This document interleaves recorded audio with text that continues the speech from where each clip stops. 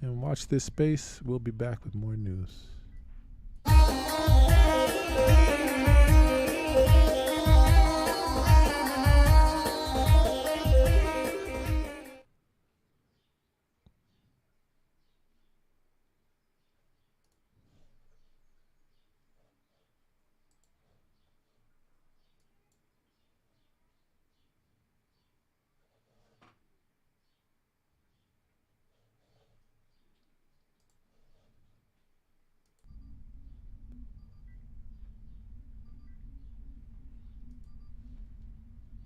Israel to impose crossing closures in West Bank, Gaza during Jewish holiday.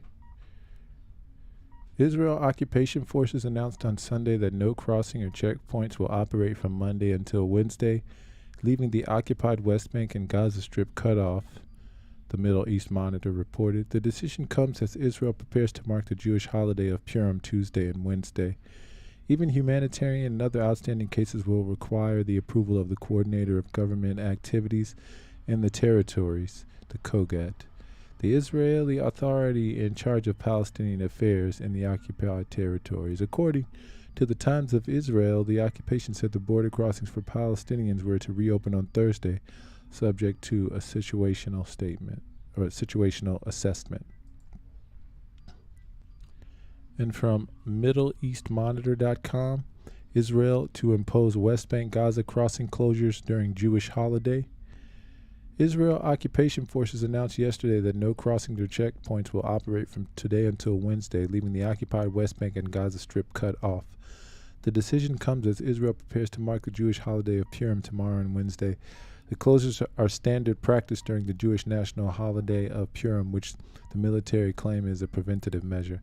Exceptions will be made for humanitarian and other outstanding cases. Still, they'll require the approval of the Coordinator of Government Activities in the Territories, the occupation force in charge of Palestinian affairs in the occupied territories.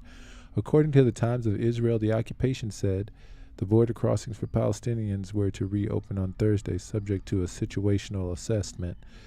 The Israeli measures include the closure of all major roads, setting up military checkpoints, and the intensification of the Army's presence, as well as the closure of all crossings around the Gaza Strip, tightening the siege even further.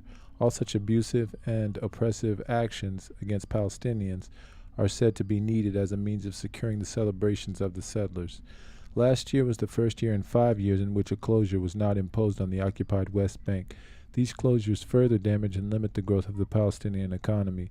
Purim is celebrated every year on the 14th of the Hebrew month of Adar, which generally falls in late winter or spring.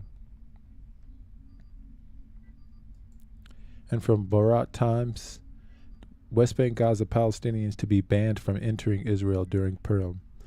West Bank Gaza Palestinians to be banned from entering Israel during Purim. The Israel Defense Forces announced on Sunday the closure of crossings with the West Bank and Gaza Strip during the upcoming Purim holiday. The closure began at 5 p.m. on Monday, March 6th, and will last until 11:59 p.m. on Wednesday, March 8th. The IDF said the border closing for Palestinians was to be reopened on Thursday, subject to situational assessment. Exceptions to the closure would be made for humanitarian and other outstanding matters, but would require the approval of the Defense Ministry's liaison to the Palestinians, known as the Coordinator of Government Activities in the Territories. Such closures are standard practice during festivals and holidays. The military says they are preventative measures against attacks in periods of heightened tension, but last year during the Purim, the Army abandoned the general shutdown for the first time in 5 years. Since then, tensions have risen as Israeli forces have stepped up arrest raids and other counter-terrorist efforts in the West Bank following a series of terrorist attacks. This is all propaganda, that last paragraph. Wherein, this says, since then tensions have risen. Why have tensions risen? Who has created the tension? As Israeli forces have stepped up arrest raids. The term raids, these are attacks, there's terrorism, and other counter-terrorists. This frames the terrorist, the wrong group as terrorists, to be honest. In recent months, 14 Israelis have been killed and many more seriously injured in several Palestinian attacks in Jerusalem and the West Bank. At least 64 Palestinians have been killed. They've lost count. I'm sure it has to be 70 now. Since the beginning of the year, most of them in carrying out attacks or during clashes with security forces. That's more than one person a day this year. There has also been an increase in settler violence towards Palestinians in recent months. I mean, the fact that they call them settlers and to settle, I think they should be. There has also been an increase in occupier violence, in Zionist occupier violence towards Palestine in recent months. And from IMEMC, International Middle East Media Center, Israeli martial law authorities impose closure on West Bank. Now, already this language, just by the title, is probably more accurate. The imposition, the idea of martial law, and let's see what it says here. The military authorities that rule the Palestinian territories, West Bank and Gaza, under martial law, ordered the closure of all the parts of the West Bank and Gaza from the evening of March 6th through Wednesday, March 8th, while Jewish Israelis celebrate the religious feast of Purim. Although most Palestinians, apart from the Samaritans who reside in the northern West Bank, do not celebrate Purim, their lives are severely disrupted during this and every Jewish holiday when the Israeli military authorities control every aspect of Palestinians' lives, close the Palestinian areas, and enforce strict security protocols. According to Encyclopedia Britannica, the Purim holiday originated from a misunderstanding in 500 BC when rumors spread that the king of Persia, Ahasuerus, wanted to massacre Jews, but these rumors never came to pass, and instead, Jewish people living in Persia were given permission to massacre their self-declared enemies. Haman, chief minister of King Ahasuerus, incensed the Mordecai, a Jew, held him in disdain and refused obeisance. Convinced King Ahasuerus that the Jews living under Persian rule were rebellious and should be slaughtered. With the king's consent, Haman set a date for the execution, the 13th day of the month of Adar, by casting lots and built the gallows for Mordecai.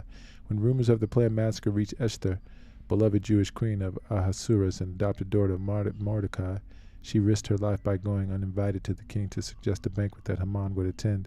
At the meal, she pleaded for the Jews and accused this wicked Haman of plotting the annihilation of her people. Upset, the king stepped out into the palace gardens. On returning, he found Haman falling on the couch where Esther was. The king mistook Haman's frantic pleas for mercy as an attack upon the queen. The outraged king ordered that Haman be hanged and that Mordecai be named to his position. Esther and Mordecai then obtained a royal edict allowing Jews throughout the empire to attack their enemies on Adar 13. After an exhilarating victory, they declared the following day a holiday, and alluding to the lots Haman had cast, named it Purim. The secretary establishment in Israel decided on Sunday evening to impose a closure on the West Bank and Gaza Strip on the occasion of the Hebrew Purim holiday. This closure affects Palestinian workers trying to get to their jobs but being prevented by closed checkpoints, students unable to attend school, and all Palestinians trying to live their daily lives.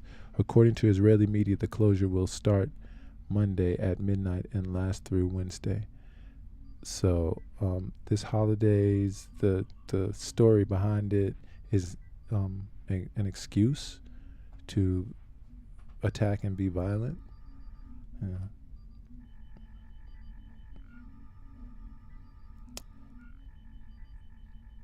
And watch this space. We'll be back with more news.